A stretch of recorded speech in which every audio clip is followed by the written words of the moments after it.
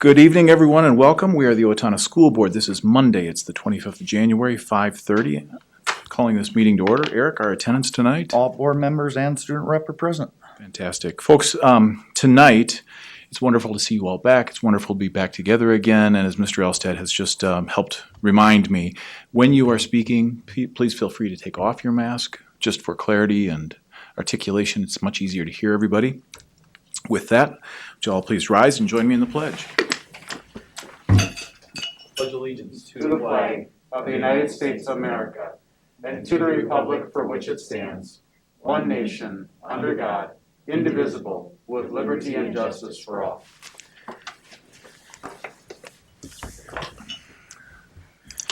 Most of you will remember that when we had our last meeting, which was our organizational meeting, it just didn't feel like it was the right time to welcome Deborah Bandel as our newest school board member. So we delayed this introductory opportunity to tonight. And if I can, I'd like to offer some introductory remarks. Deborah, it's an honor that you were elected to guide the education of our community's children. Your responsibility, along with the other members of our school board, is for an equitable and quality education of every student in the district. As a board, we are accountable to the community and must ensure a continuous assessment of student achievement and all conditions affecting the education of the children. As board members, we serve as education's key advocate on behalf of students to advance the vision of our schools. Furthermore, we must work together with the superintendent and staff to lead the district toward fulfilling the vision we have created, fostering excellence for every student, every day, in the areas of 21st century learners, safe and caring community, equity, and high-quality teaching and learning. Deborah, we welcome you and look forward to your skills and energy in our shared commitment to the Owatonna School District. Having signed the acceptance of office, thereby I publicly affirm my commitment to the oath of office. I affirm that I will support the Constitution of the United States and the state of Minnesota, and that I will discharge faithfully the duties of the office of school board member of Independent School District number 761, faithfully and to the best of my judgment and abilities. Thank you. Deborah, thank you and welcome. Would you care to make just a couple of quick comments? Who are you and your desire, your interest to run for school board? And here you are. Now, I asked earlier if I was going to. What did he tell you? Right. Well, they told me I couldn't do a 10-minute.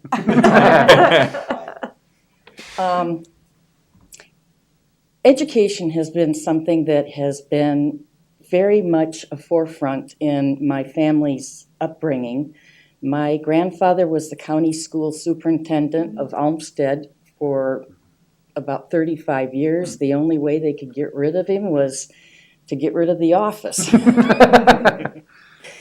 But I have always had an interest in education and encourage people, even as adults, to continue trying to learn new things.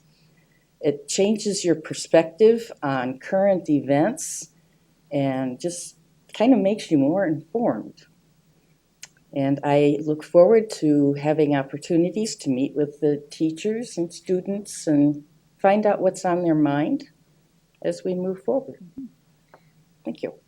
Thank you. Deborah, welcome.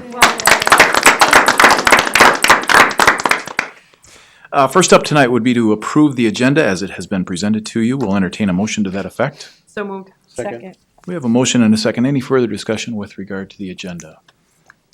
Okay, hearing none. All in favor with an aye? Aye. Any opposed?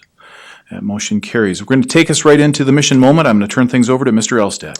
Thank you, Mr. Chair, members of the board. Tonight it's my honor during our mission moment to really talk about, and this really hits for me, in safe and caring community, because these two awards that are given out by the State High School League certainly recognize the excellence that we inspire within all of our students. I'm going to call first on our Excel Award winners. And again, within this, Connor Ginsky and Ava Hess are our winners this year. These two students, again, really inspire excellence not only for adults, but also for their peers in the school. This is an award given out to juniors in each year, that really exemplify their excellence in fine arts and athletic activities, as well as how they lead in their leadership qualities. Just a couple of comments about Connor Ginsky. Connor is a member of the National Honor Society, DECA, and is certainly on the honor roll. He is a three-sport athlete excelling in cross-country, basketball, and track and field. As all of our high school students, though, and this is something I think that is really special for Owatonna, he is also excels in band, choir, solo and ensemble competition, and pep band. So again, really rounded out our students. The last part is his community service, where he's a Bible camp leader, altar server, and many other leadership and youth opportunities where he has done youth retreat leadership as well. So congratulations to Connor. Our next student is Ava Hess. That name may seem familiar to his board members because just about a year ago we honored Ava and her sisters that were instrumental in being part of a fundraising effort to raise money for a zoo exhibit that supported elephants. And so Ava, of course, continues this sort of excellence with her membership in National Honor Society, the Student Council, the Honor Roll, Students Helping Others Choose, or SHOCK, Link Crew. She's a tutor in our elementary buildings and is also a student representative on many committees as I meet with my superintendent's high school advisory. She excels at soccer, but again, as well as band, pep band, marching band, solo and ensemble competition, and is also this year going to be in the Minnesota Band Directors Association Honor Band. With that, her community service includes the Carnival fundraiser that I referenced earlier, Adopt a Highway, she's a church volunteer, Boo for Food, which of course collects food for the Steele County Food Shelf. She's worked with the Steele County Relay for Life, From the Heart, and from the Owatonna Music Boosters. Congratulations to Connor and Ava, who are this year's Excel Award winners. The next two students I would like to lift up for you this evening are two seniors that are our 2021 AAA Award winners for excellence in academics, arts, and athletics. Our female winner this year is Sydney Hunst.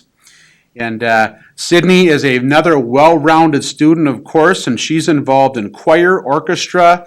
She's on the girls' varsity soccer team, where she's been a captain this past fall. She also has been a varsity hockey player for 5 years and team captain for 3 of those years, and all-conference for 3 years in hockey as well as her participation in varsity track and field. And then lastly is Lane Verstagg. Lane is also well-rounded. His experience is in choir and solo and ensemble competition participant, where last year he received a superior rating. He's a section leader within the choir, as well as 4 years in orchestra and a section leader there as well. You may have read about Lane earlier this year. He received All-American honors as a varsity soccer player. Been a team captain for 2 years and all-conference for 2 years, and this year was nominated to be an all-state soccer player. He also was a kicker for the varsity football team, so he spent his fall very busy in those 2 activities, and was a state participant on both for 2 years with the varsity football team, and as well as been a varsity letter winner in basketball for 2 years. These are excellent students, and just a real quick snapshot of the students that come out of Owatonna High School. And again, I'm very pleased to lift this up tonight because I not only think they cover our area of safe and caring community, but they lift up what it means to be a 21st century learner. And certainly high quality teaching and learning has gone in to really help develop these students. I would also share this, these students are deeply committed to equity and are not afraid to share their convictions about how we serve all of our kids. So with that, those are our Mission Moment students of the month. That is terrific. Mr. Elstead, thank you. That is really nice to see. As we move on from Mission Moment, we're going to go to Public Forum. There is one entry that had been submitted for Public Forum, and I turn things over to Mr. Elstead to report on that. Thank you again, Mr. Sebring. Members of the board, tonight's public comment comes from a gentleman named Corey Harmoning. Address is 344 Broadway Street here in Owatonna. His comment reads as such. Hello. First, I would like to say thank you for all of your hard work, for you and your staff, that you and your staff have been doing has been an amazing job. My daughter is in the 5th grade distance learning group. On 1/21/21, we were working on homework together and she had an assignment on the history of the inauguration. I thought that's great. After watching the video with my daughter, I felt very disappointed in this lesson and what the school decided to put out. This video my daughter had to watch had nothing to do with the history of the inauguration and only focused on our current president, Joe Biden and Kamala Harris, and their history when they were younger, which made no sense to me. I request that you please watch this video that these kids had to watch and reply back what your thoughts on the assignment language and what content was put forward by the video. Thank you, Corey Harmony. Comment. Thank you.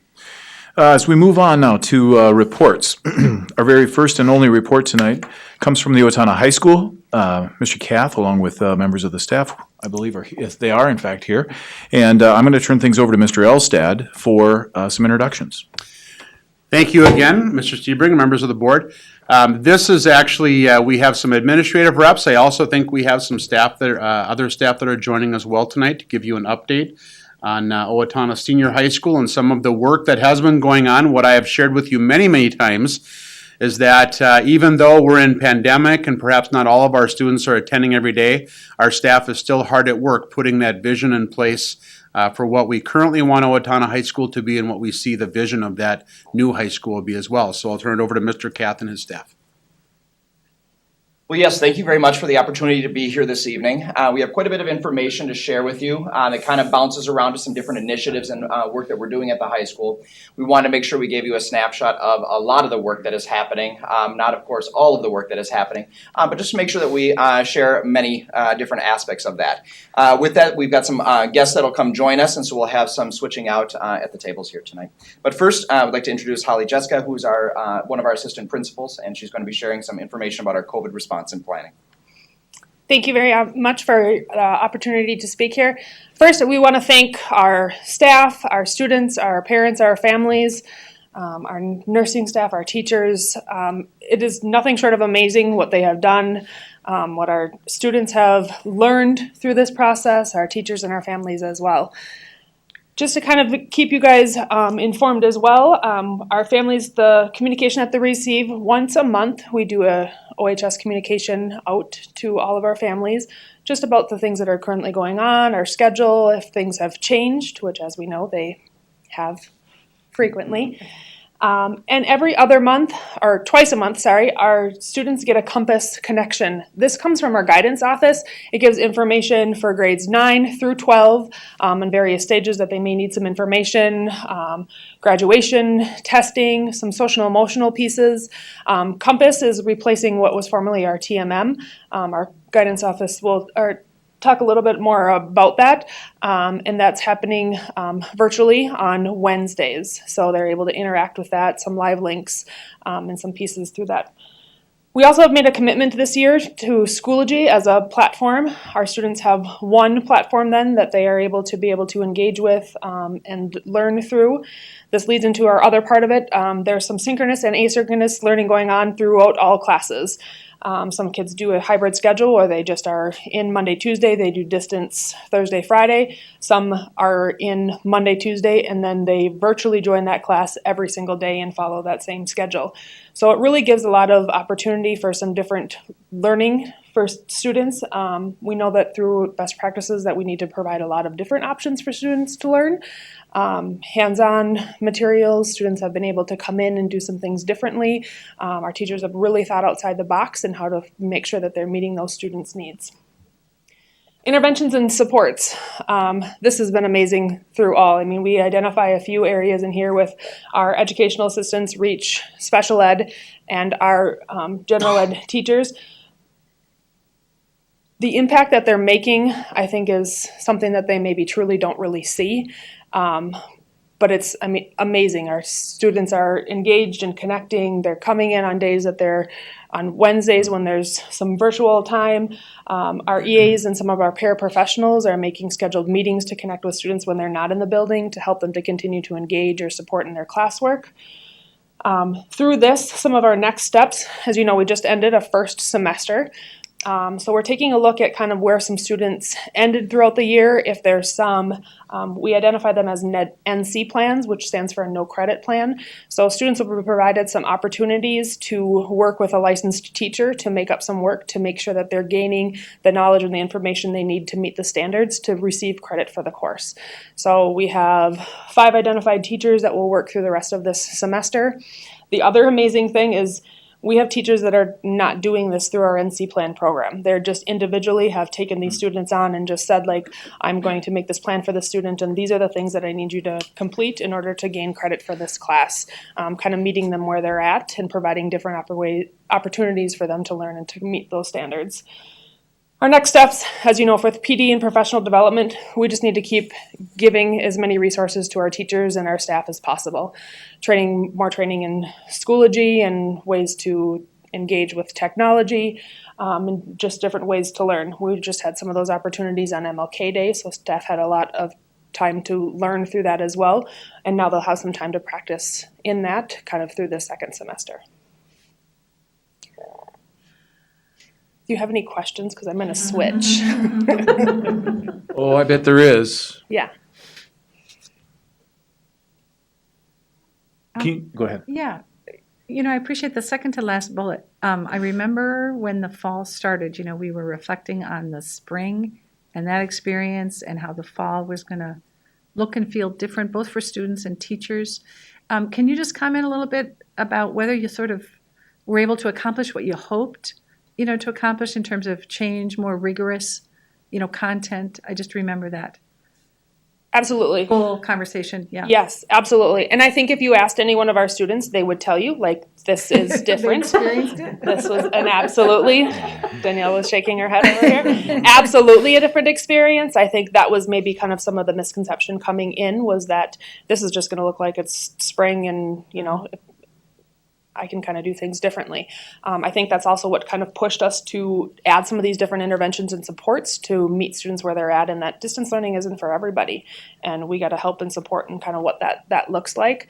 But I absolutely think that some of these things have come from those exact conversations. And I think to echo that is also the number of resources that we added or layered in as supports for students. The one-to-one devices of making sure that every student has adequate resources to even jump into a Schoology platform. That wasn't there last spring, whereas now that is there, that is available. Along with that then, a teacher not just entering into Schoology and utilizing an online platform, but now actually feeling confident about that platform. Feeling as though now I can add layers of to that then are going to add additional rigor or additional supports to students when it comes to how they're going to interact with that online platform.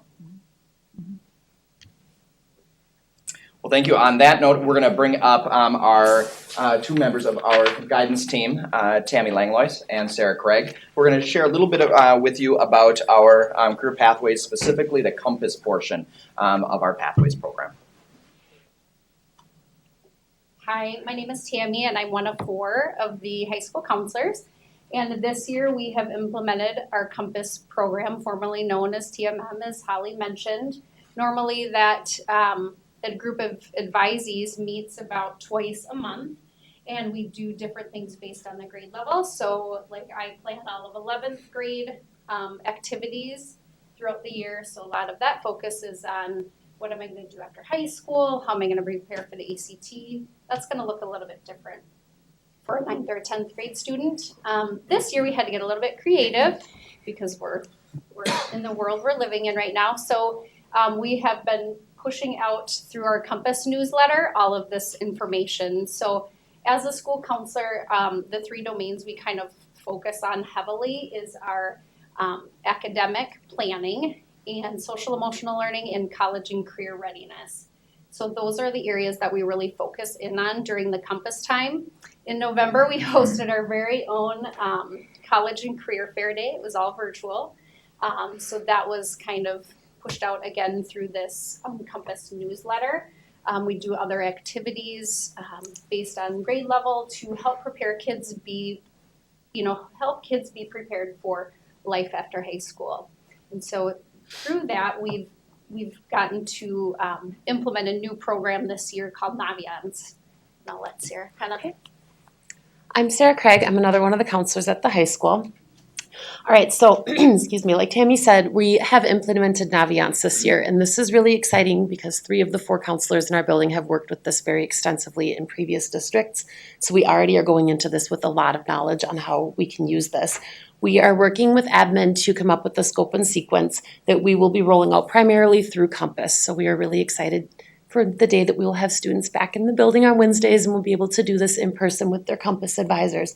But there are a number of things that are housed within this program. So first of all, students can both explore careers, colleges, things like that. They can do local scholarship and internship researches, which is really interesting because that's kind of new in Naviance's end. They are able to apply to colleges, and it links up with their Common App, and as well as they can request their transcripts and request letters of recommendation, and it's all sent through there. So not only is it very helpful on our end to have everything housed in one place, because that is not the case currently, it's really nice for families because they can log in and see your transcript went to this school on this date, this letter of recommendation you're still waiting on, but these other 2 have gone out. So that's one really nice thing in-house that we'll be utilizing it for. But another that's more primarily related to Compass is the amount of career interest inventories and assessments and things like that that are within Naviance. So there are a number of them. They become more detailed as students get older. So every year a kid will be able to take a different interest inventory that gives them real information that is related to what their strengths are, where their interests are, and how those things intersect. So we'll be able to sit down with students as well as their Compass advisors and analyze the results of these things every year and help them not only plan their post-secondary opportunities, but also what elective classes they should be taking and how that relates to the pathways in our building. Any questions on Compass and its work? One thing I would like to add that they shared when they have done this newsletter as well as Naviance in general and just sharing that with families. This is the first time that the entire curriculum or the content around Compass is being shared with parents too. So when that email goes out to students and when it goes out to our staff to be able to engage within that content, it also goes out to every parent as well so that they can see and kind of move along with the student through what that content is, as well as engage in some of it, because many of those questions and those interactive components of it are going to be of great need to the parents as well.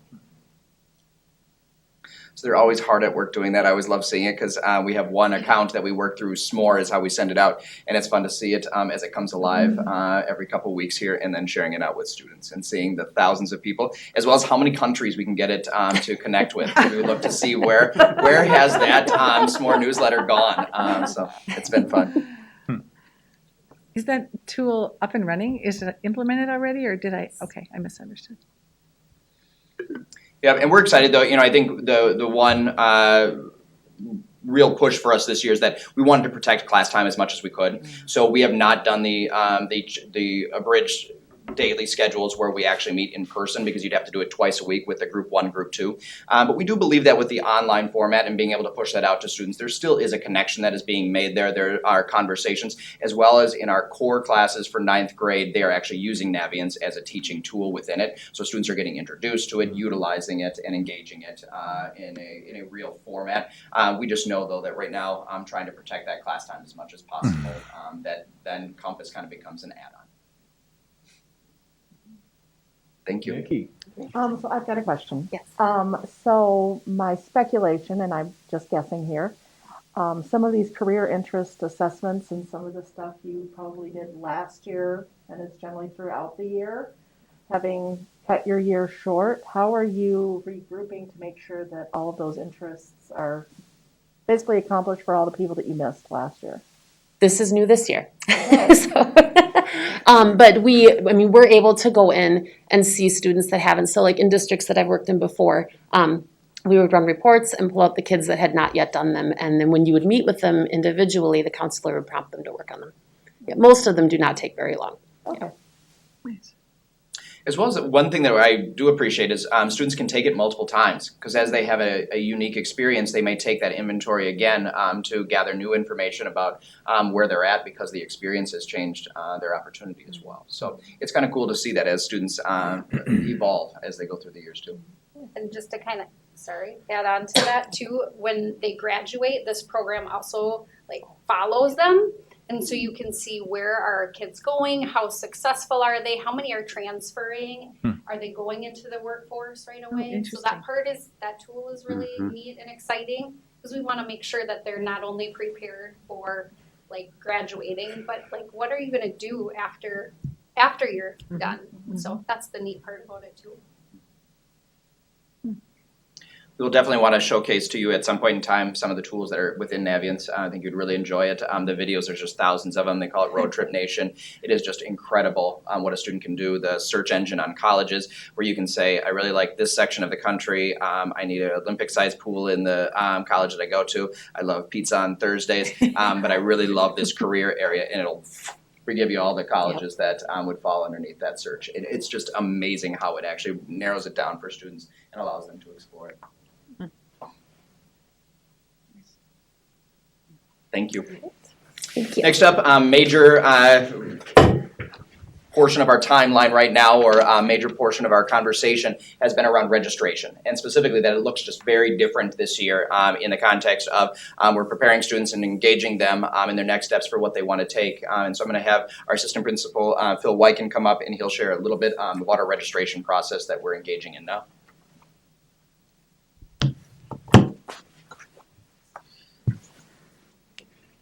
Thank you, members of the board, Superintendent Elstead.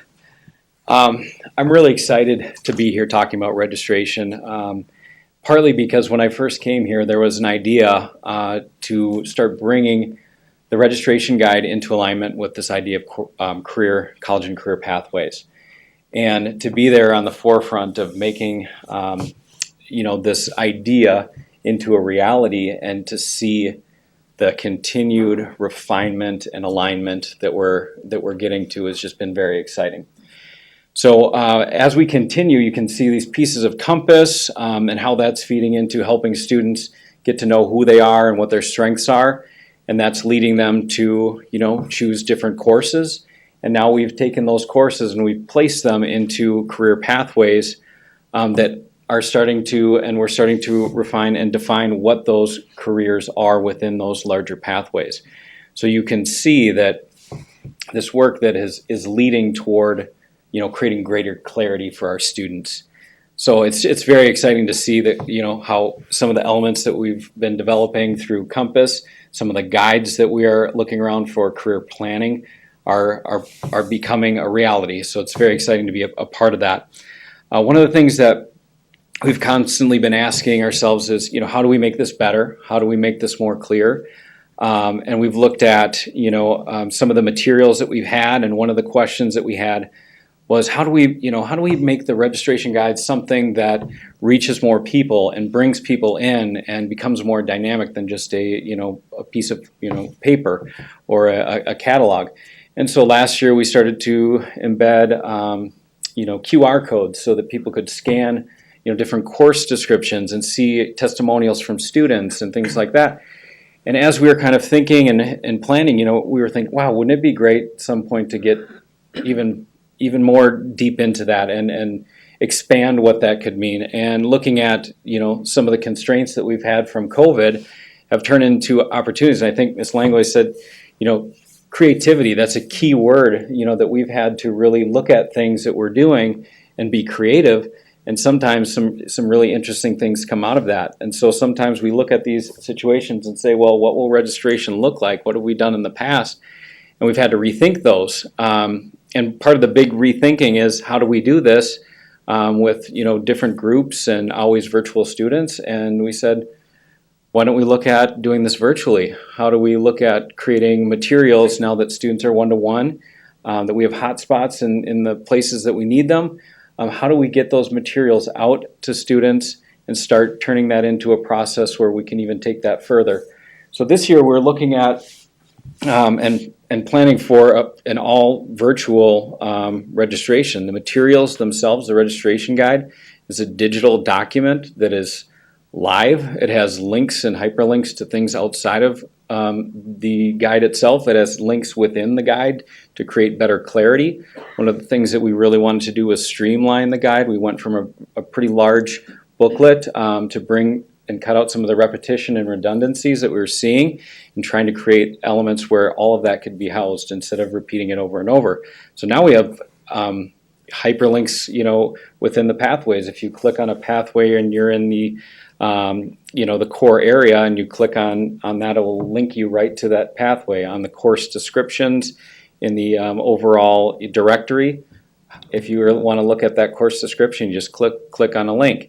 So we have some of these elements that are creating more interactivity. We also have teachers that are creating presentations and linking them to their course descriptions, just so students get a better idea.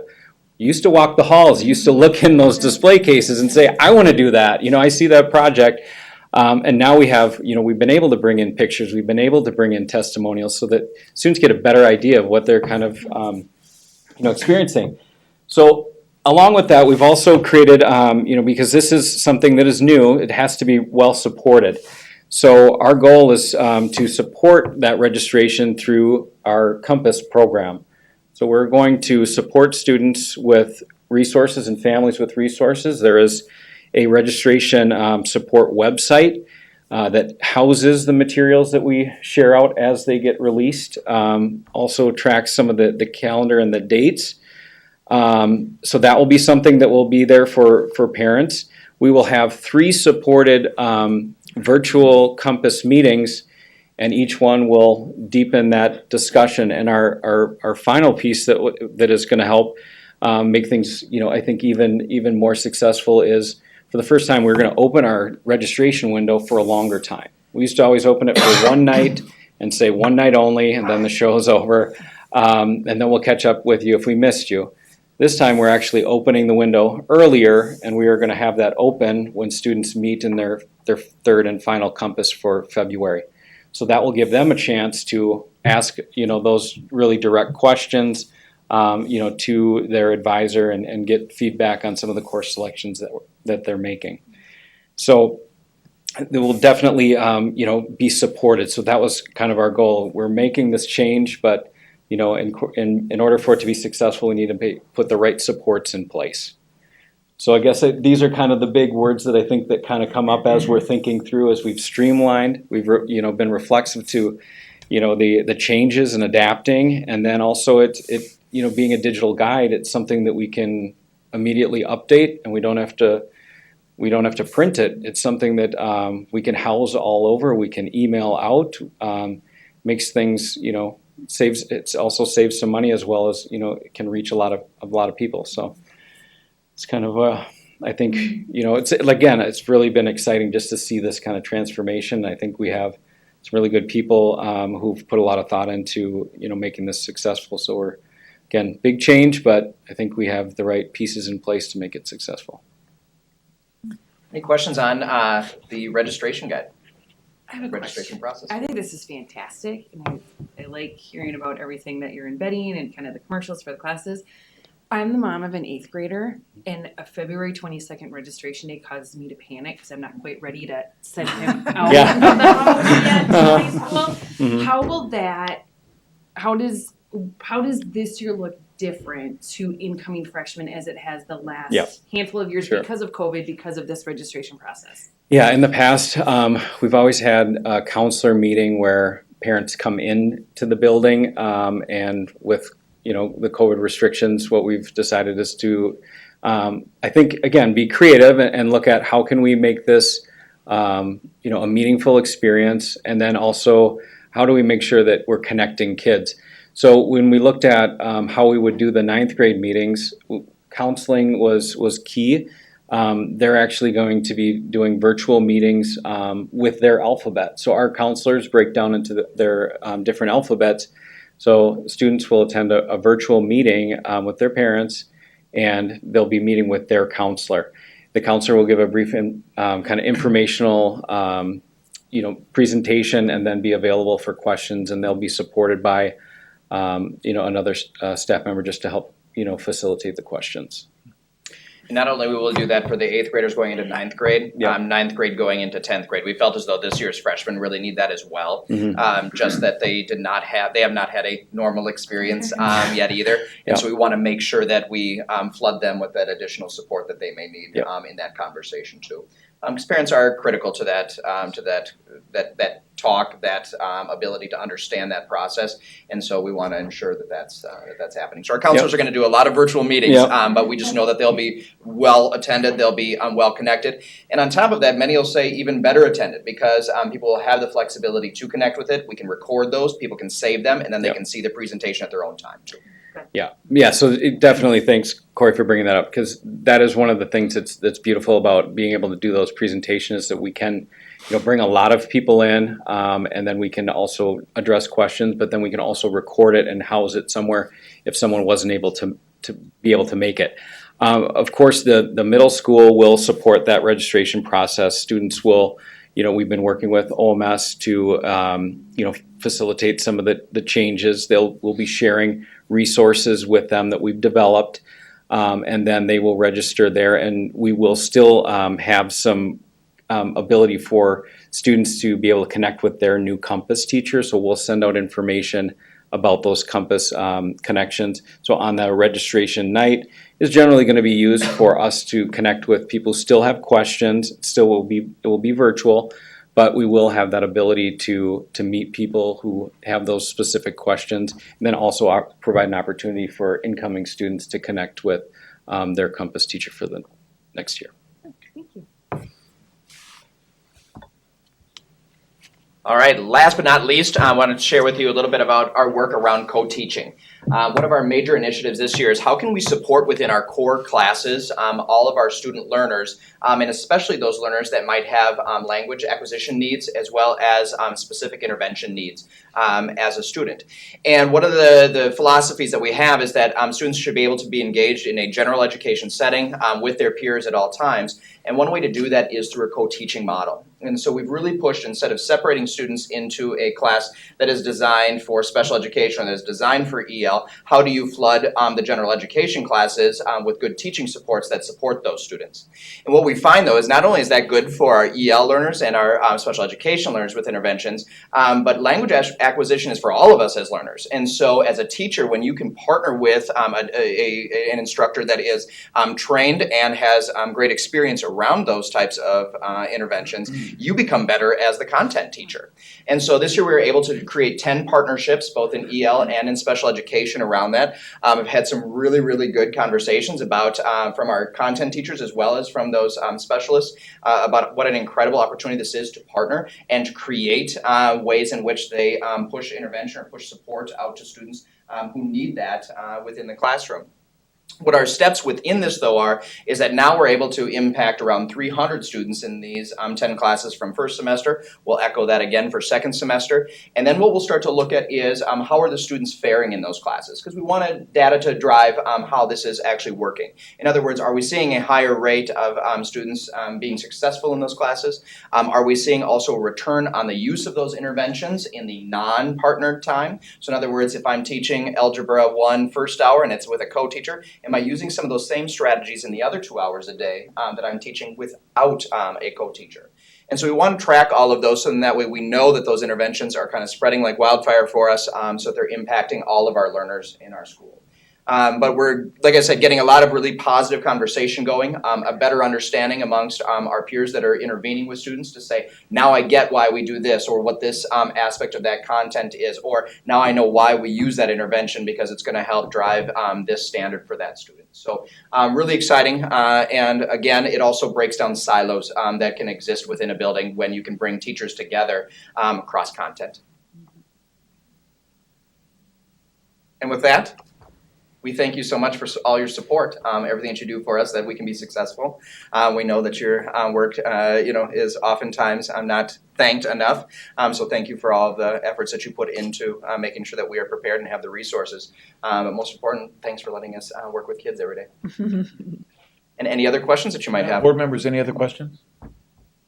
So I was reading your report, and in it you mentioned that you have 80 new students that are now in person as opposed to distance learning. Did that cause a lot of schedule changes to make sure that people... Should not have Mr. Wyken up here for that because he handles all that. How hard was that? It's been stressful, but I think we also then had a pushback the other way over Yeah. the last few weeks too, but I'll let Mr. Wyken share just because he's living it every day and I'm making sure that he's still breathing. Yeah, I mean, ideally, we want to have students come back, and so it's just a matter of, looking through and finding the balances, and then, also just checking classrooms. We've been in classrooms, moving desks and with tape measures and trying to make sure that, we can and meet those guidelines. But it wasn't, I would say most of the time we were able to work with families if we had, an issue where the class size was too small. I would say kids that I have met with and talked with, if we did have an issue, they were more than glad to switch. And we never had to change anyone's schedule so they would lose a class. I always looked for connections where we could just make a switch of a class period or something like that. Or if there was an ability to change a group versus the other. But very limited. I think we were well positioned to be able to get everyone in. I think now we're kind of getting to that point where it's things have kind of settled, and I think we're sitting pretty good now that first day of semester 2 and group 1 has started. So just a couple changes today, and I think we're sitting really well.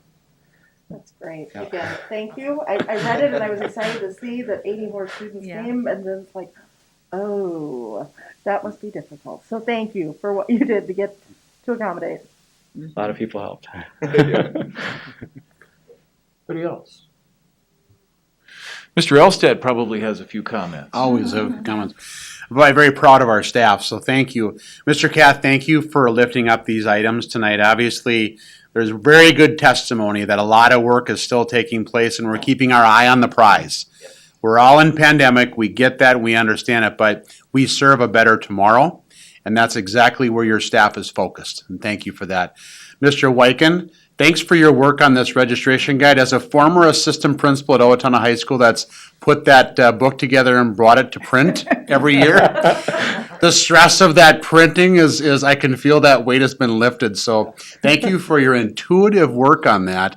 I know that, and many of you may not know this about Mr. Wyken, he's incredibly creative and gifted when it comes to technology and utilizing those skill sets. So as we view this, I am assuming I'm going to be able to see your hands all over this, especially with links to pictures and things that really bring it to life for students, so it isn't just a bunch of words on a page. So thank you for empowering your staff, Mr. Kath, and really letting them lead these efforts. I couldn't be more proud of the progress that we're made, and let's hope that there's a day yet this spring when we can bring even more students back to Owatonna High School. So thank you so much. Thank you. Thank you. Thank you. As we move on tonight, in item 8, it's just general information. Does anybody have a question or any questions for Mr. Elstad or members of the staff with regard to the enrollment report? Hearing none. The next one would be school board policy revisions, and I would just ask, I know that Lori, Nikki, Jolene are all a part of this policy committee, and there was a fair amount that was made a part of this particular first reading. So I just wanted to allow or create some opportunity for you to comment on that if you'd like. Go ahead. Yeah. Looks like, I think, Mr. Yeah, I'm happy to, if and again, we went through a number of them. We did. I'll draw your attention to a few, and we're joined tonight by Michelle Krell, our Director of Teaching and Learning, and Chris, our Director of Human Resources. Chris is kind of our legal expert within our team and reviews these policies as per statute and so on. And then, of course, a number of these are dealing with teaching and learning, and so Michelle reviews these and provides the policy committee some direction as well. I'll lift up a few to you that have some significant changes to them. One of them is a brand new policy, and I want to make sure I lift that up to the board tonight. Policy number 110 is a policy that was created on equity and diversity. We're one of a handful of districts in the state that are actually looking to incorporate this policy and have it ready for board consideration. It really reaffirms our commitment around equity and racial equity for our communities that we serve in the Owatonna Public Schools. Policy 419 is a tobacco-free environment policy. This is not a new policy to the board, but I want to lift this up because now we have added pieces in there around vaping awareness and the prevention of vaping itself and the harmful effect that vaping has on our youth. Policy 534 is a policy about unpaid meal charges. And what I would share with the board is that we're simply looking at adding a little procedure with this. The Owatonna Public Schools has always stood firm that every student receive a meal every day. We don't provide alternative lunches for kids if they have unpaid meal charges. We feed our kids every single day the regular meal, and we are making sure that we don't ever punish or penalize our students for having an unpaid meal balance. We work on the other end, of course, to collect those from parents and work out payment plans and so on. But this policy really lifts up some of the pieces that have changed within the Minnesota School Board Association requirement that came out with kind of the shaming policy or lunch shaming that was apparent here a couple of years ago. But it really just recognizes the work of our student nutrition staff to really lift up the fact that we're going to provide those really good meals for our students yet. And then I'm going to turn policy 601 and 602 over to Michelle because they have very clear direction from our teaching and learning department. Yes, absolutely. So policy 601, which is the school district curriculum and instruction policy. The addition that we made to that policy was the adding of dyslexia testing to that particular policy, and that's required by the Minnesota Department of Education. We've been actually doing that for several years now, and that actually is included in our literacy plan that we put together and we have available every single school year. And then in June, we also do a report to the Minnesota Department of Education that indicates how many students, what our testing procedures are for dyslexia, and then the reporting of information of how many students were screened for that within our district, along with other testing data for kindergarten, first, and second grade students. And so that's the addition that was added to that, but we are in compliance within a school district as we've been doing that for at least the last, probably since I've been here, the last 4 years.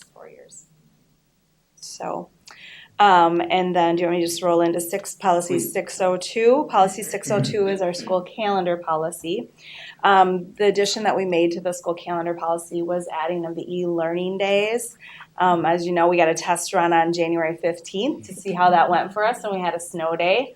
I'm pleased to report that in talking with the principals, it went really, really well. So, you know, I think the days in Minnesota of snow days are probably gone because now that I listen to that mom right there. Yes, exactly. So I think that for us, because we now have one-to-one devices for our students, we've been doing distance learning. We have schedules put together of what that should look like in the event that we would have a snow day, then we slide into e-learning. We didn't necessarily call it e-learning yet, but we will moving forward. But our families really knew it as a distance learning day. Like at our elementary level, we have schedules put together, specific guidelines and information that went to families so they knew. We had choice boards for some fun in the afternoon for elementary kids, some outdoor fun and things like that. So we tried to balance that. In our middle school, high school, we've been doing distance learning. Students know what that looked like, so it was pretty similar to a typical distance learning day that students have had since we just came out of that. So the addition on policy 602 was for us to be allowed to do e-learning days, and that's required by the Minnesota Department of Education, that we have to have it in policy if we're going to do e-learning days in the future beyond this year. This year is an exception year, of course, but moving forward, that's available to us now if we have it in policy. One thing I'd like to add to that, and I think this adds a little bit more of the why e-learning is important. It seems about every 3 years now we come upon one of those winters where we have more than a few snow days because of inclement weather. We always end up in this kind of tug of war between, do we need to add days onto the end of the calendar because we are held yet to a number of instructional hours at different levels within the school system. the implementation and consideration of this policy really takes away that tug of war, because we no longer have to fight about how many instructional days do we have, are we getting close? If you remember 3 years ago, we had, I think, 11 snow days in a winter. It was an unusual winter, but maybe more of those are coming, we don't know. But this really prevents that entire struggle all the way. And so we can still enjoy the typical Minnesota snow days, and we have some activities. We're not asking kids to sit in front of a screen for 8 hours. We're really just trying to find a way to get rid of all of that nuisance, quite honestly, that we run into trying to meet the Department of Education requirements, along with really trying to align the learning that our students will be asked to do. So again, I think I would just add that this, I think, is a needed piece. I'm glad the department is allowing us to explore this, and certainly lift it up for your considerations. So. And to note too, also the Department of Education allows up to 5 e-learning days. So once you can't go beyond 5 e-learning days in the future. So that's just another note to take for the policy. So does that mean if there's a 6th snow day, it's going to be a snow day? Yeah, that's right. I think it is. What I would just continue on and let you know that I believe there are 8 or 9 additional policies that are an annual review item for school board members. There are no changes to these policies other than you just have to review them so that they can be lifted up on an annual basis, including the way we do this. And I'm going to add one other piece of this, I think, which is something I think is good for the board to know. We've tried to start to look at policies from a different angle, and allowing really a racial perspective and an equity perspective to look at policies to make sure systemically that we are serving all of our students. And so Chris Pica is working with an affinity group within our district with some of our staff members of color, and she's going to be kind of leading them through this process along with Dr. Natalie Rasmussen from Mankato State, that you might remember from our training. Just really walk through this. And Chris, I don't know if you want to add anything to that as far as the process you'll be using to kind of look through our policies. No, Natalie was, when I spoke with her last week, she was ecstatic that, we are going to start looking at the policies from a different lens. Knowing that sometimes, they won't be able to do it because it's all legal and, that's what the language is. But we gave her a set of policies. And then she's going to invite me in for a particular part of time during I think their meeting is Thursday, late afternoon.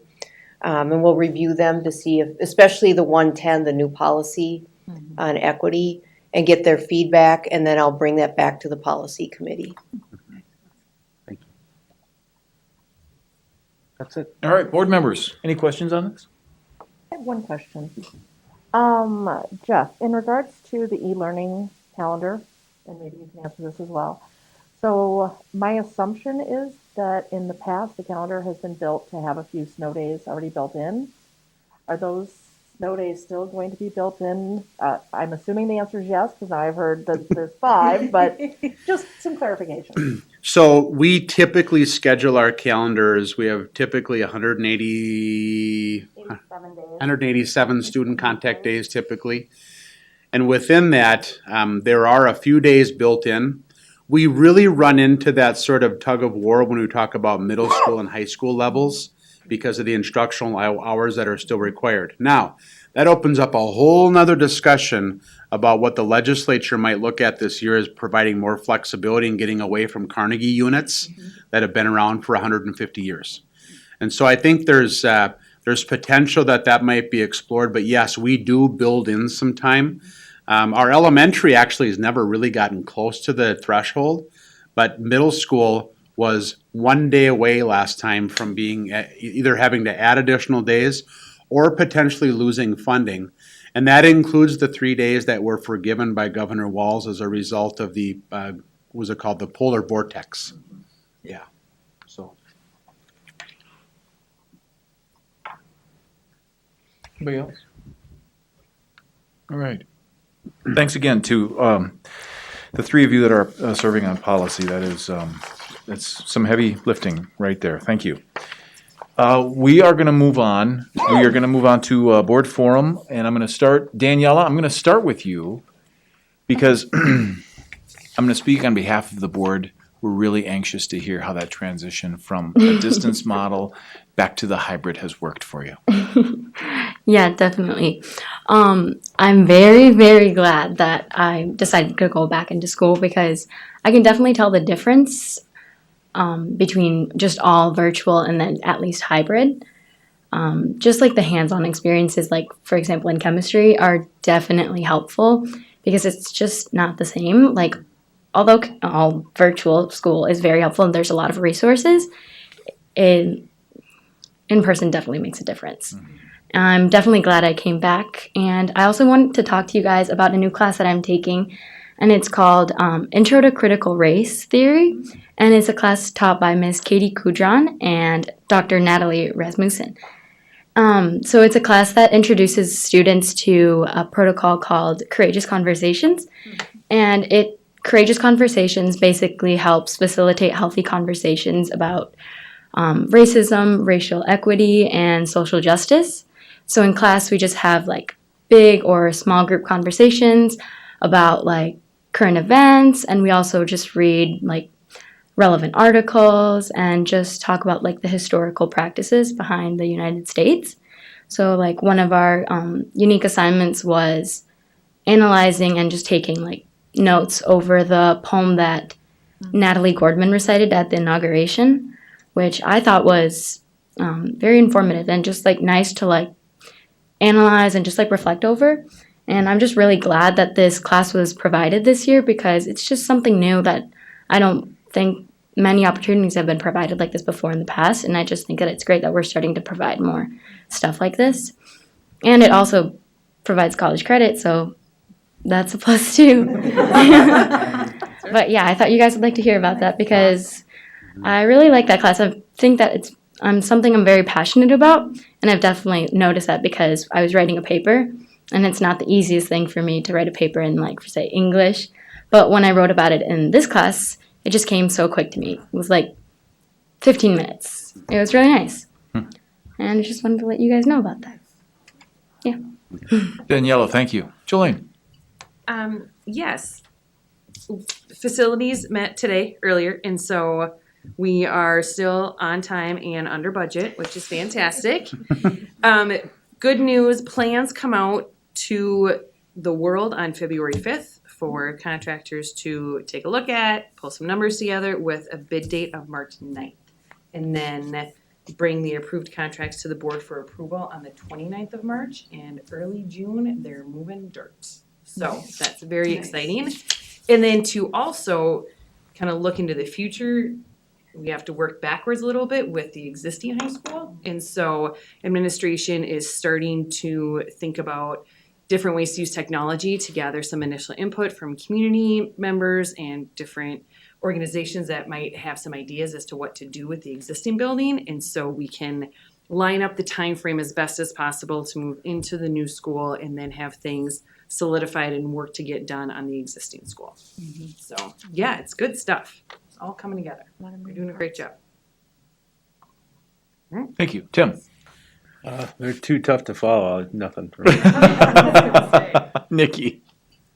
So as some of you saw, we have the Minnesota School Board Association meetings, and I am running. So hopefully you all got the election and so vote for me. I did. Well, not too much to offer except just to let you know, this whole Schoology, you know, when teachers talk about that, I always think in my mind, what is that? And anyway, so a couple of us had an opportunity to actually experience that with one of the teachers at the high school. So I really just enjoyed that. It was great to hear kids and to experience that platform and sort of know some of what they're going through right now. So enjoy that. That's it. I have a couple of items for board forum, and while I'm beginning my introductory remarks, Michelle is going to make her way back in because there are a couple of items that I'm going to pass off to Michelle. One thing that I wanted to mention to everybody is that Nikki is really embracing this MSBA relationship and set of responsibilities. Nikki has completed all 4 of the different phases of training, and has been recognized. Mr. Mr. Elstad had received a courtesy copy of the correspondence that Nikki was in receipt of. I also was in on the meeting, the MSBA virtual meeting, where Nikki had an opportunity to make some comments with regard to, what does she see as her role as a board member and what are the things that are happening here in Owatonna. She did an excellent job of representing us here in Owatonna. So Nikki, thank you very much. And we all completely, you obviously have our support and we wish you the very best with that. I wanted also to mention that Jolene and Lori and I were on that virtual conversation with the Katie Kudron Grow Your Own. There were probably, what would you guess, 20 students? Oh, yeah, at 8:00 in the morning. On that call. Jumped in. And it was, I have to tell you, it was rather fascinating just to see how virtual education is happening, number one. And number two, it appeared to me as though it was exceedingly participatory. It looked to me like the vast majority of the students that were on this were engaged and they were chatting and they were making comments. It was really very, very fun. But that then led to the District Curriculum Advisory Committee that met last Thursday, again, virtually. And there were three things that Michelle introduced, and Daniela just laid the most perfect groundwork for you on these three. These are very exciting initiatives that are coming out of Michelle's work. Take it away. Well, there's a lot of exciting things going on as we start to look at career pathways and what is it we want for high school experience for our students. We've really looked at what are the needs of our community. Well, number one, education is one of the needs of our community. Our school district, we want to grow our own students. And then, the healthcare field, obviously, really, when we think about our pandemic and the work and our healthcare field is another avenue that we need to pursue. So, we have a partnership with Minnesota State University. We have partnership schools, and actually Chris Pico worked with a committee and helped write a Grow Your Own grant and received that Grow Your Own grant. And so what came out of that Grow Your Own grant was the Grow Your Own, when we think about our Intro to Education, which the three of you participated in. So in the first semester, Katie Kudron taught a course called Intro to Education. And that course, students were able then to earn 3 college credits towards education. One of our goals is then to continue to find ways for us to provide, our goal really is to provide up to 9 credits in education and a direct pipeline to Minnesota State University, Mankato, where students could pursue an education degree and already have 9 credits in the education field. So the Intro to Education course is one of them. And then Daniela eloquently spoke about our new critical race theory. And we're super excited about this course because we're the only school in the partnership that was able to pilot this course this year. And there were a lot of stipulations. It wasn't that just Katie Kudron could teach it. We also had to have a teacher of color. And then we really had to be able to, we're teaching in a semester course. And so Katie Kudron is working on setting the groundwork for the critical race theory, courageous conversations, talking about race, the historical perspective, all of those things. And then Dr. Natalie Rasmussen is actually her co-teacher. And Dr. Rasmussen, you know her as she's worked with you as a board, and she's been a great partner for us as a school district in so many different avenues. And I can't tell you how elated I was that she said yes to be a co-teacher for this course for our high school students. And as Daniela said, they're earning 3 college credits through MSU for that course. The other thing that's really unique about this course is that it's all virtual. And so, Katie Kudron really felt like it was really important, with our model right now, we've got, 8A groups of kids and BD groups, and it was really imperative that our groups of kids are always together and can have those conversations together because the richness comes from the lived experiences of our students. And I'm excited to say, too, that there are several students of color within that course, and I think they have the lived experiences. And then Dr. Rasmussen can also provide that perspective as well. So we're very, very excited about this grant and just the avenues that it's provided, and then even looking at future years being able to provide a human development course potentially. We ran that through the DCAC. That human development course could serve as an education course for next year, and it could also serve and you're going to learn more about this as we work down the path of our nursing program, our LPN course, that we've been in pretty significant work doing.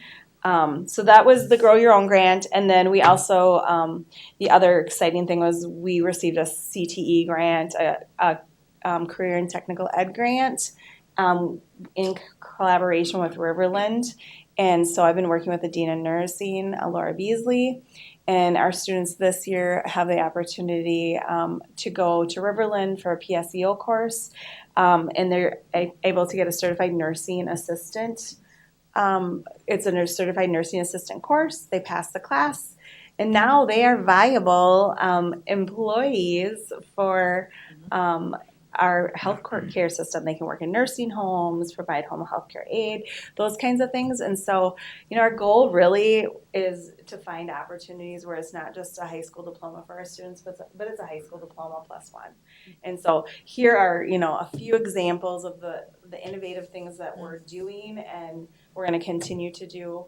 But I'm thankful for the work that it's a team effort as we work through and try to develop courses and opportunities for students. But Danielle, you made my night. I love that class. And Katie Kudron texted me right after that first class, and she's like, it was awesome. It was such a great first class. And so it was great to hear that you felt that way too.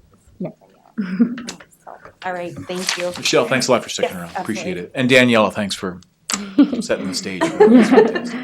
Eric. Really nothing to add after that, and Jelaine covered everything nicely from our facilities meeting. And Deborah, every meeting is like this. It's like drinking from a fire hose. You just hang on. There's so much information that comes at you. You just hang on. I have been enjoying the MSBA conference on Thursdays. And the first Thursday, there was a roundtable about hidden expenses in construction. And I got a lot of good information out of that. So I'm ready. Good.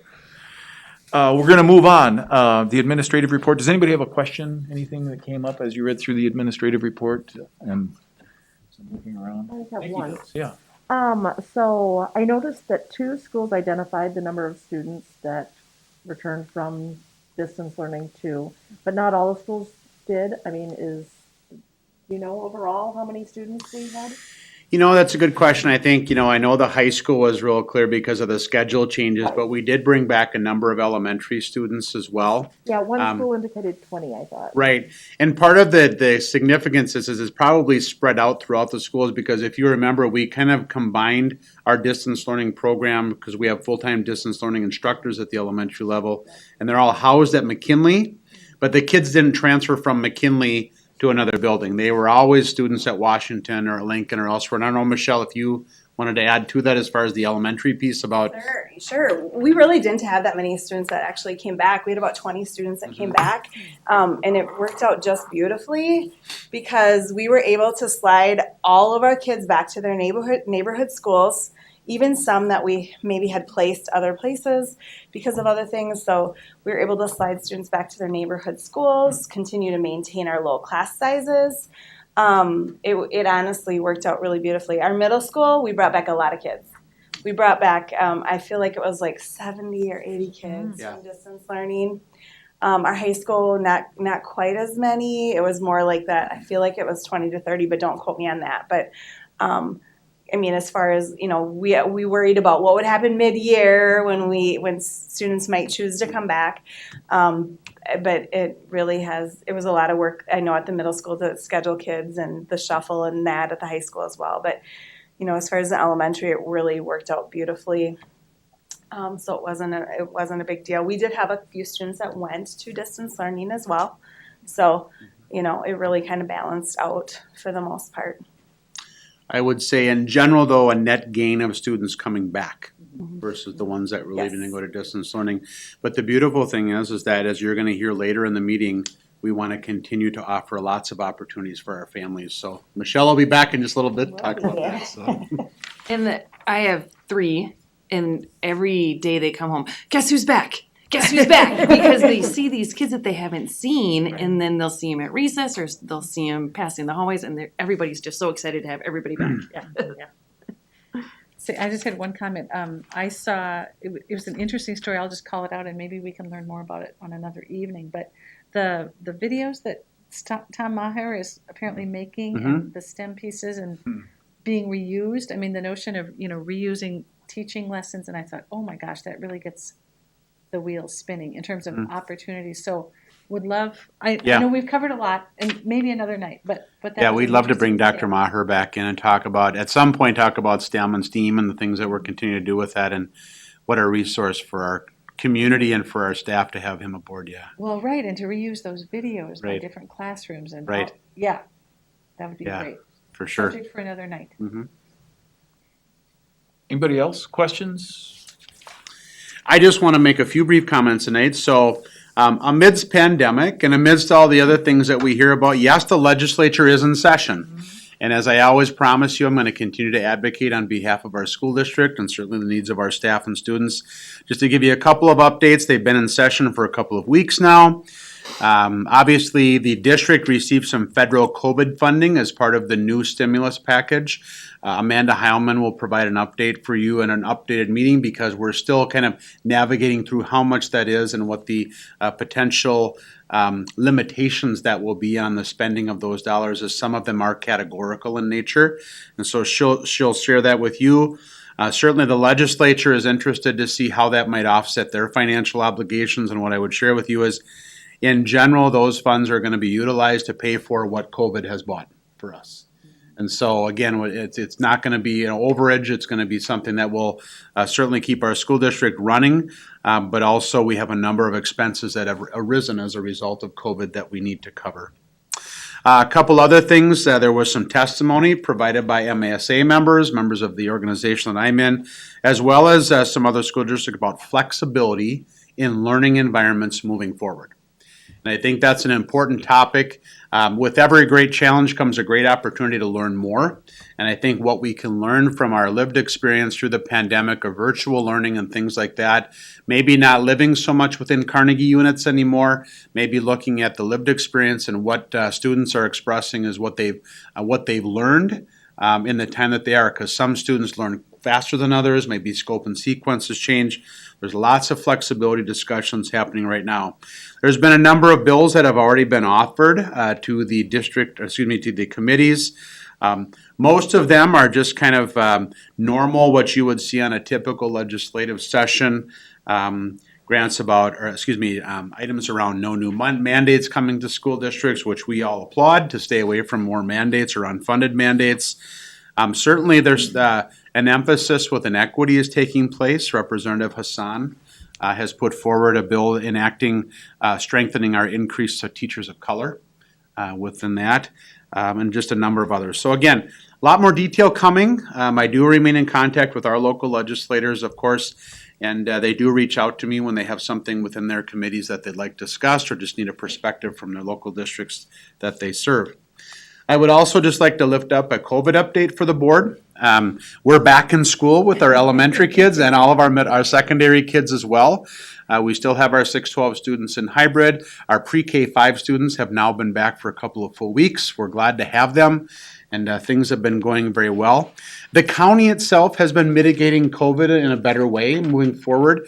Our case counts continue to be kind of in the high 30s and low 40s, and if you remember back to mid-November, we were nearly 180 cases per 10,000 in Steele County. So the adults are behaving themselves, and we're making sure that masking and social distancing is making a difference for us. And certainly as a school district, we look at that because the more difference we make, the more kids we get to start to bring back within our walls, and that's exactly where we want to be. A couple other things that are exciting. Last Wednesday, our staff took part in the first COVID saliva testing. We had probably about 30% of our staff that took part in that COVID saliva testing. I did myself. It's very easy to do. You use the scanner on your phone and you scan it in and it gets sent, the saliva specimen gets sent off to a lab, and I got my results back in about 18 hours from when it left my desk. So it was very well done, and I applaud Amy Jo and her staff for doing that because it's an incredible undertaking.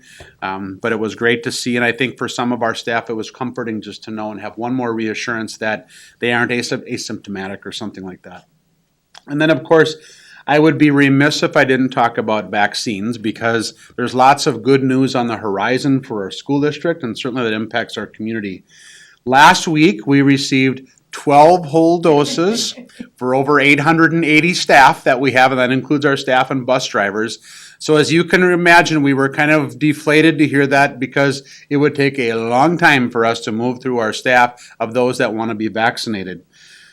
This week, in fact, just this morning, Chris Pika and Michelle Krell and I were part of a briefing from the commissioner, and it's actually a deputy commissioner, that they've now increased that threefold for this week. So we have 36 doses for our staff this week. And the even better news is in our partnership with Amy Karen as our Director of Steele County Public Health. She has also asked us to start creating that list, but also that it's probably a good probability we're going to receive additional vaccines from Steele County Public Health this week as we're getting close to the end of Tier 1A within our county. So really encouraging news about the number of staff, and those that are choosing to be vaccinated will have that opportunity moving forward.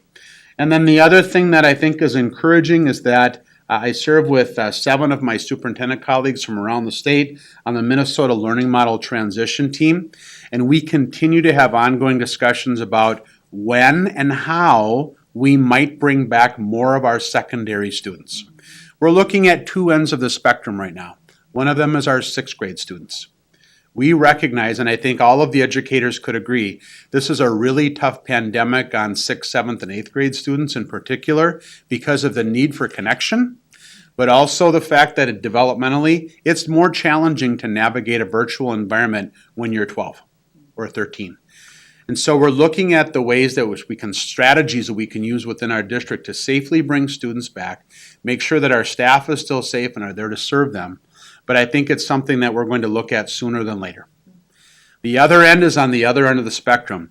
Folks, these seniors have not been together as a class since last March 15th. Wow. And so to say their senior year has been different would be not even describe their feelings they have. I've had several senior students reach out to me personally just to advocate to say, Mr. Elstead, can you find a way for the seniors to come together for at least part of the school year? So yes, we're going to work on that. We want to find a way, no matter how it happens. Mr. Kath, I shared that with him, and he was right on board with that comment, that we want to look at bringing our seniors back to spend some time together as a senior class before they exit the halls of Owatonna High School. So again, lots of exciting things. I'm Pollyanna. I always am, and it's all you're going to get from me. I recognize we're still keeping safety and the health of our staff and students as our number one priority. But we also want to start reintroducing students to our buildings as we find it safe to do. And we're going to be aggressive in that, knowing that we want to make sure that we're providing the best education our students can get within safe limitations. So with that, the final item I have tonight is to introduce you to a new member of our press corps that's going to be at our meetings. Mitch Brewer is a writer for the Steele County Times and will be joining us during our board meetings. So Mitch, welcome to our board meetings and thanks for reporting. Thanks for having me. Mm-hmm. Yes, that's all I have tonight. Thank you. Very good. Questions for Mr. Elstead? Okay, hearing none. We are going to move on. Item 10 tonight is the consent agenda. The quick reminder is we are approving the minutes from December 14th as well as January 4th, the disbursement and the personnel reports. Does anybody have a reason that we would want to separate out or break this up? Hearing none, we'll entertain a motion. I move it. Oh, sorry. So moved. I move to approve the consent agenda. Second. We have a motion and a second. Any further discussion? Hearing none. All in favor with an aye? Aye. Any opposed? That motion carries. Item 11 tonight, there are several items that would require board action. Item A, which is superintendent goals. All of you will remember that at the very end of our last meeting at the work session, that followed the organizational meeting, Mr. Elstad went into a bit of a deeper dive on the goals, his goals for this time period, and I'm going to turn things back over to him to give you just sort of the bird's eye view, and we'll take some action there. Thank you. So as you can see, and again, there was really only one revision that was made as a result of the last time that we were together where we discussed my goals. And that's really in the area of 21st century learning. And it's really looking more strategically at how the board is linked with the classroom. And so looking at some potential resources moving forward, trying to find how the board, which actually owns the strategic roadmap of a district, really finds a way to operationalize that for a superintendent. Furthermore, it sets more probably distinct metrics for the board, the superintendent administration to really carry that out so that there's an ongoing kind of dashboard, which we've seen before. It's called something different called a vision card, which actually shows our measurement and using a Likert scale of 1 to 5 to kind of where we're at, what things we're still at a number 1, which is an okay place to be at times, and maybe what things that if we've moved on beyond 5, it's time to move them on and time to bring in something else that we can spend our focus on. So it's really about collecting the desired daily experience from our students and staff and parents to help further inform the school board about the strategic roadmap moving forward. We are in year 3 of our current strategic plan. It's a great time to embrace this conversation. We're bringing on a new board member as well to really kind of walk through what that experience means to board members and how you as a governance can lead that area of setting policy and budgets and resources around how we measure the progress of a strategic roadmap and the vision card as such. So that was one thing that was added. We would look for a timeline of completion on this where we would actually launch our next review, our operational plan and strategic roadmap sometime in July and August of this coming summer. The other items, I believe, were laid out to you and are certainly there for your review, and I would stand for any questions or clarifications you might need in regard to the other areas or goals that were laid out.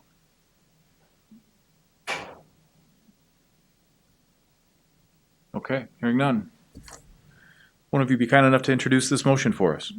I move that the board approve the 2020-2021 goals for the superintendent as presented. Second. We have a motion and a second. Any further discussion? Hearing none. All in favor with an aye? Aye. Any opposed? That motion carries. Item B, online learning option application. I'm going to turn things back over to Mr. Elstad. Thank you. And I'm going to ask Michelle Krell to come in.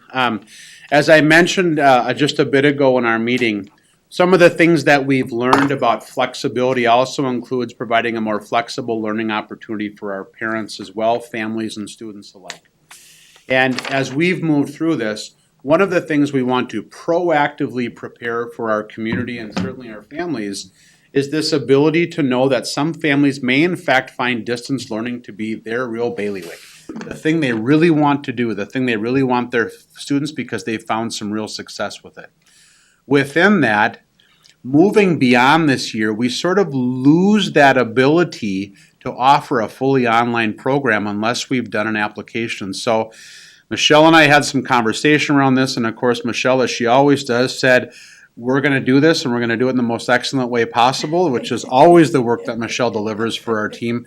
So Michelle, do you want to talk a little bit more in detail about our online application? Certainly. So right now we're preparing an online application to become a supplemental and a comprehensive online school for students. So what does that mean? With a comprehensive component, we would be able to offer online learning for anybody in the state of Minnesota. They can enroll in our online school, and then we would provide that education for our students. And so right now our plan, we recognize, as Mr. Elstad said, that we're going to have families that really have enjoyed doing online learning. I feel like we've had a structure in place that's been highly successful. I think about our elementary structure, for instance, to only have 20-some students at semester break to come back to in-person says that they've been very pleased with the online experience. And so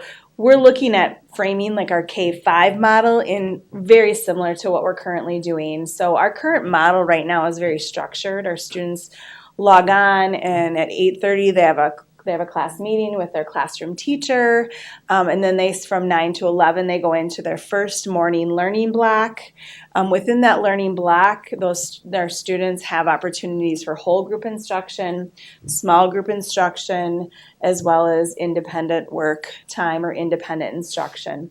And then during that 11 to 12:30 time, students would have their lunch, and then our specialists were providing lessons for them during that time. So, and then at 12:30 to 2:30 was our afternoon learning block, where again you saw students online with their teacher doing whole group, small group, or individual learning or independent learning, and then really being able to support students and the needs that they had. That would be the time. We also provide special education services for students who have IEPs, as well as students receiving EL services during that time, during that day. So really when we think about a comprehensive model, we are providing an education online to students at that K-5 range. When we look at our 6-12 range, we're looking at being able to have our teachers supporting that, but we may use something called Edgenuity, which we've used a little bit of that now. Some courses, like I think about Katie Kudron's course, the Critical Race Theory course, which is completely online. That would be a course that a student could take if they're within our online academy or online learning options. So, fleshing that out, those are things that we would do once we would be approved. We would really see how that works. But I think we have a really clear framework for us to really begin the planning if approved for this. What I can tell you right now, there are currently 39 online schools that have been accredited through the state of Minnesota. So, we would join those ranks if our application is approved. I can tell you right now, the narrative right now is 26 pages long. So it's really it's a pretty lengthy, we have to explain a lot of things, our governing boards, and certainly what does the daily experience look like for the students that would be participating in our online academy. So, I feel like we have a good handle of what that could look like, and our goal is to have this application sent off within the next week. And I talked to the person from MDE that actually is in charge of this. It's usually about a 90-day process. So we're hopeful that, we'll be able to get the read on it, and if we're approved, then be able to start to move forward with the planning process of becoming an online school within the state of Minnesota. Question. Nikki. Funding, how does that work? Yeah, so we would put together a budget. So for every student that we have that enrolls within our online school, they get the same per pupil funding that we would get for any student that's in person.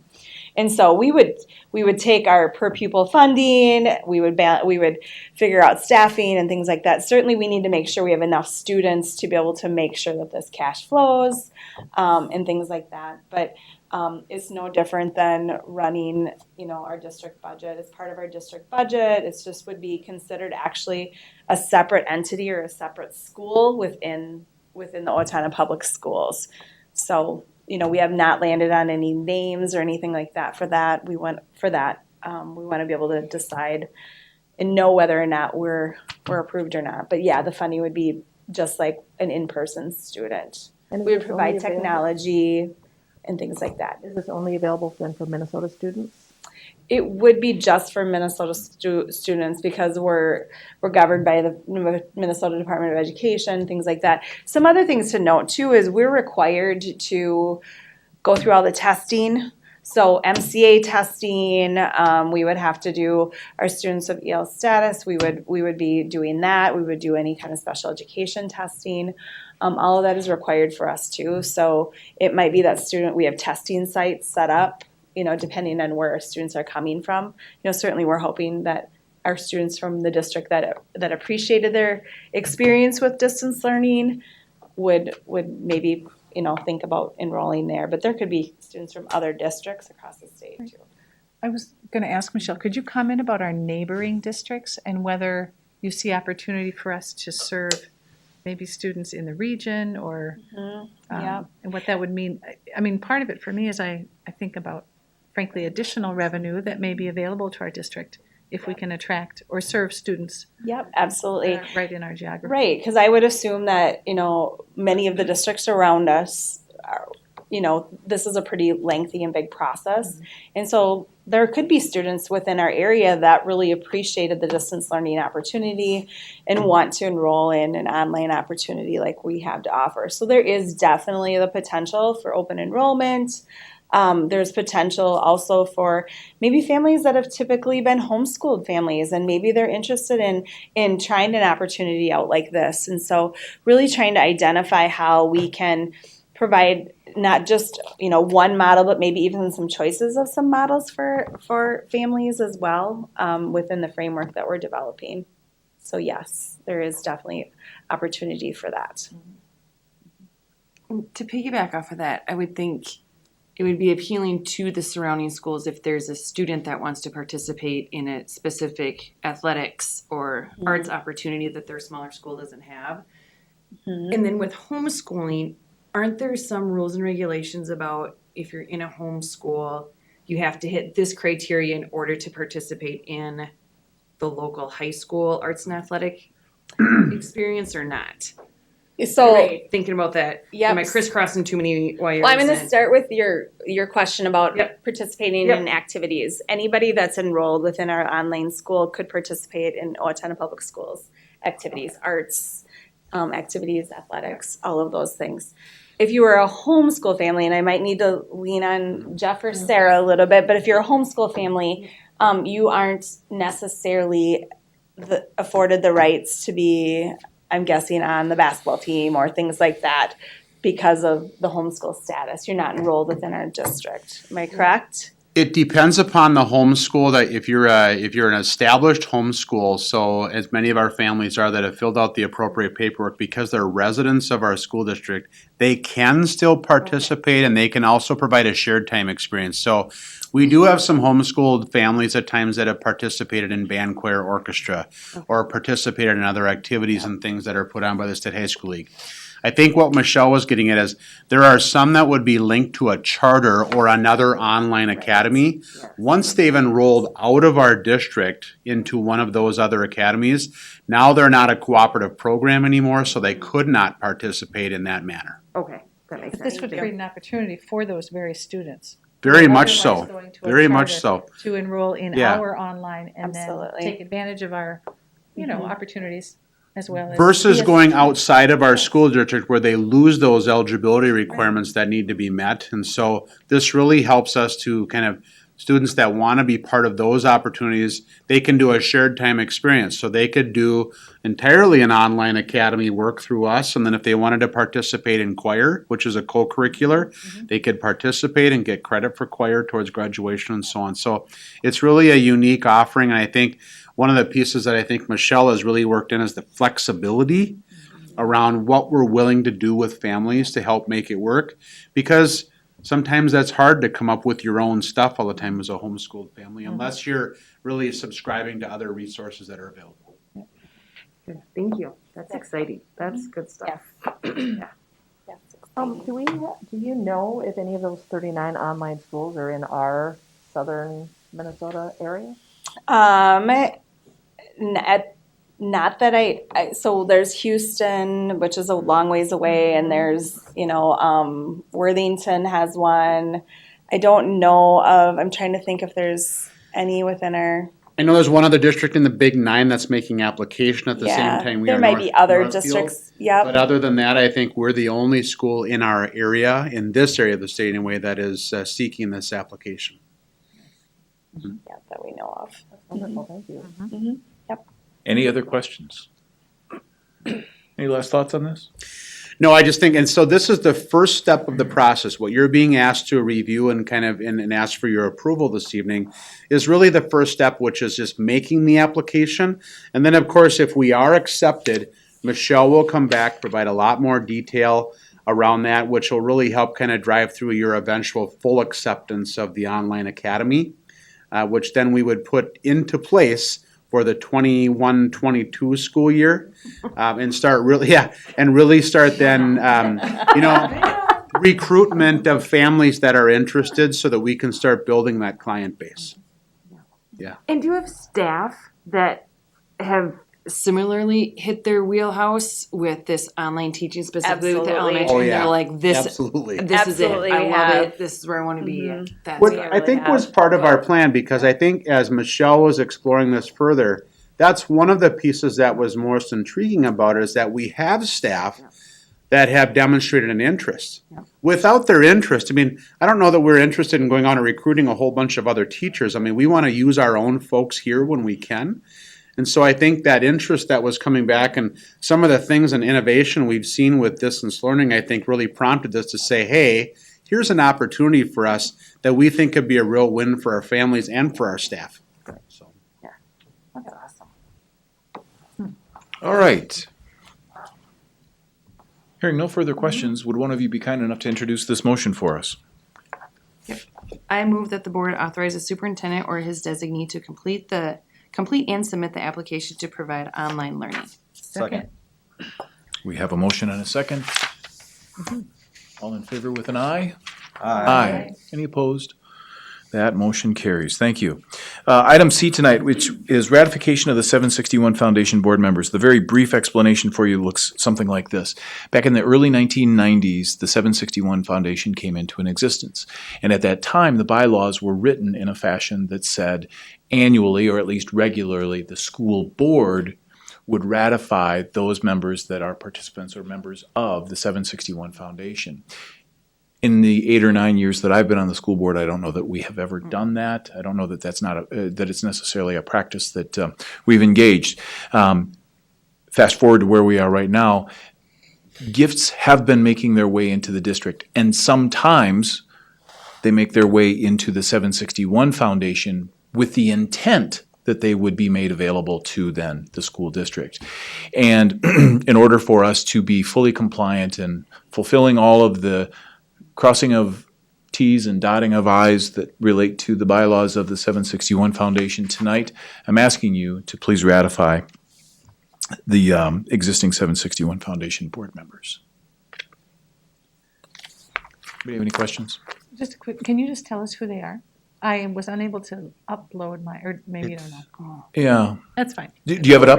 Go ahead. Just curious. I couldn't find it on. Lucas Arndt, Mark Dietz, George Dow, Simona Grubish, Barbara Judd, Paul Knutson, Mary Larson, Sarah McKay, Bruce Paulson, our own Mark Sebring, Greg Stroik, Melanie Sonnenberg, and Janet Tippett. Oh, so it's quite a group. Yeah. Nice, good people. Yeah. And Mary Larson and maybe one or two others have actually been original founding members of the foundation. It's kind of nice. Be happy to answer any other questions that I can. If not, would one of you, again, be kind enough to introduce them? Question? Oh, sorry, go ahead. Is this foundation it is strictly just for the school district? Actually, the 761 Foundation supports not only the Owatonna School District, but it will support, in some ways, the other school districts that are in Steele County as well. Okay. Just a clarification question. Mhm. You need to abstain since you're on the list. Yes. Oh, well, I'm happy to. In fact, I will. Let the record reflect that I'm going to abstain from this From vote. recognizing yourself. I just want to make sure we were doing it. Thank you, Nikki. That's She's those doing all the those 4 training. layers of school board training have paid off. Okay, Jolene, would you make the I'll motion read it. for us? Yep. I move that the board ratify the appointment of the Board of Directors of the ISD 761 Foundation as listed and reported. Second. We have a motion and a second. All in favor with an aye? Aye. Any opposed? That motion carries. Thanks. Item D, I'm going to turn things back over to Mr. Elstad. Multi-site mechanical upgrades. Yeah, Bob, if you want to come and join us, please. I've asked Mr. Olson to come and join us. These are bids that were led on December 10th for some of our summer work that's being completed this year at various buildings throughout the district. And at this point, I would turn it over to Mr. Olson if you want to give a brief review of the bids that are out there. And this was discussed by the Facilities Committee as well as the Work for Long-Term Facility Maintenance. Yep, thanks for having me. As Jeff said, on December 10th, the bids went out, or the bids were opened. This first page that you're looking at is all of these people or all these companies came in and were vetted out by Kraus Anderson. So these are mechanical upgrades that we're doing at Lincoln, at Washington, and at McKinley starting this summer. And these were the low bidders.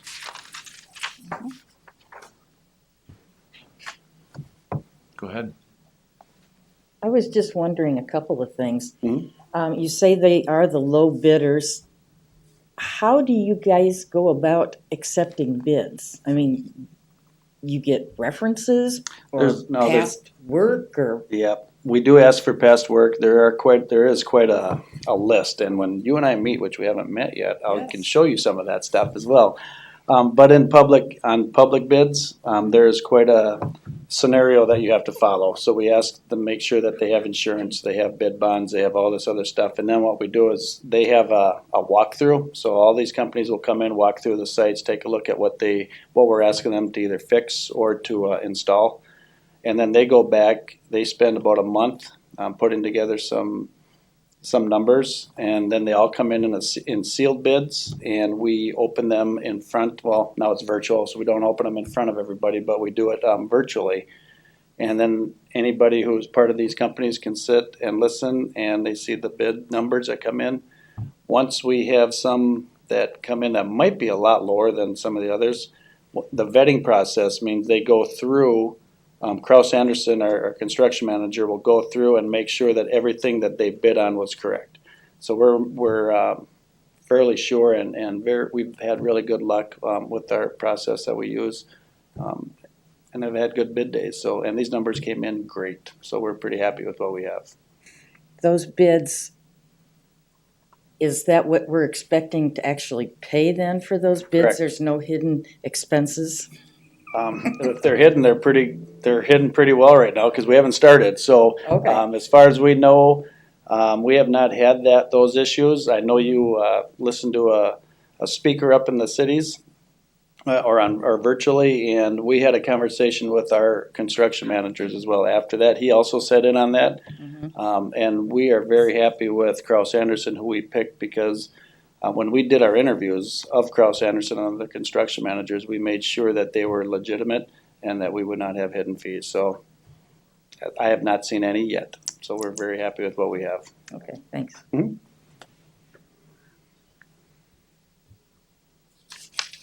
Any other questions? Last comments? No? Tim, do you have it in front of you? Would you mind? Sure. I move that the board approve the contract award recommendation for the 2021 multi-site mechanical upgrades project for a contract total of $626,768 as presented. Second. We have a motion and a second. Any further discussion? All in favor with an aye? Aye. Any opposed? That motion carries. Item E, multi-site mechanical upgrades.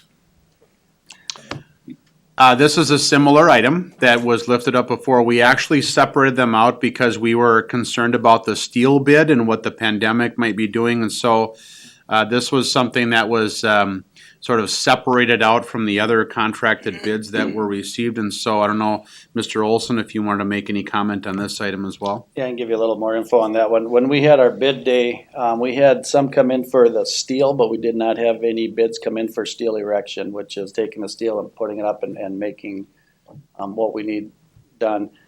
So what we did is we rejected both bids. So we didn't get any bids on the second one. We had some on the first one. We rejected both, went to the companies that bid on the steel and said, can you combine them and put them together and give us a new bid for the steel and the steel erection? So this is what came back, and Red Cedar happened to, I'm kind of glad they got it because they happened to be the one that got the bid for the steel, and now they got it to do the erection as well. So that's why this one is separated out. Normally, it would have been in with this one. We've only would have done this once, but we did pull that one out, reject it, and back on January 8th, we asked them to rebid it. Good. Any questions? Nikki, got it right there? I move that the board approve the contract total of $20,250 to Red Cedar Steel Erectors, Inc. for steel supply and erection. Second. Motion and a second. Any further discussion? All in favor with an aye? Aye. Any opposed? Motion carries. Last item, item F, gifts to the district. I'm going to turn things back over to Mr. Elstead. Bob, thank you. Yep, thank you. Members of the board, I'm pleased tonight to let you know that you're being asked tonight to take a resolution to accept gifts in excess of $310,000 to our school district.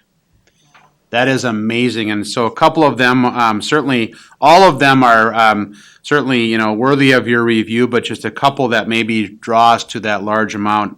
If you remember, there was a press release not too long ago regarding the generous gift and combination and partnership of the Owatonna Foundation and the ISD 761 Foundation that are looking to give us a gift of $500,000 for the building of a community room within our new high school.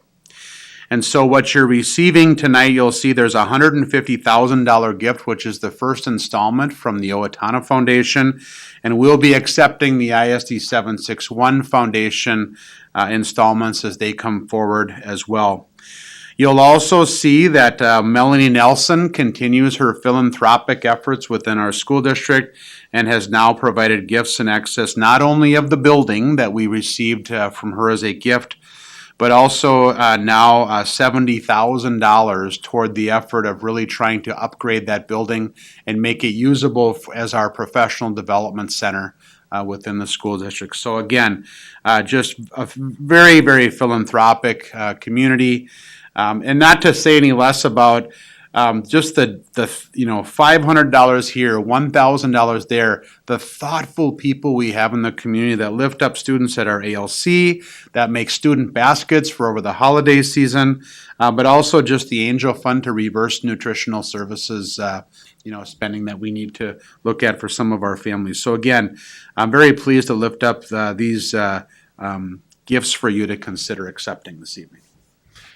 My very quick add-on to that, you'll notice that there's $150,000 from the Owatonna Foundation. There will be another $100,000 gift that will be made, and Mr. Elstead is doing a really nice job of spearheading a joint communication effort between these two foundations in the school district to really get some nice play with this, and really looking forward to having a unified message coming from all three. It's really pretty neat. With that, any further questions or discussion with regard to gifts? Deborah, I don't want to leave you out. Jump in the deep end of the pool and feel free to make the motion on this very last topic. I move that the board approve the contract total of $20,200. Next one. Next one, the very last one. Oh, right. I move that the board approve the contract. Nope, the very bottom one, gifts to the district. Oh, I move that the board, now you just. I'm forgetting, I got it. I'm just forgetting all my Toastmaster training. I move that the board approve the resolution for acceptance of gifts as presented. Second. We have a motion and a second. Eric's going to do the roll call vote. Jolene? Aye. Tim? Aye. Nikki? Aye. Lori? Aye. Mark? Aye. Deborah? Aye. And I myself is an aye. 7-0 pass. Motion carries. Cannot begin to tell you folks how nice it is to see all of you in person again. It's nice to hear teachers, and even we saw the kids virtually, but can't wait to have more presentations from students here as well. We'll entertain a motion to adjourn. Second. We have a motion and a second. All in favor with an aye? Aye. Any opposed? Motion carries. Good night, folks.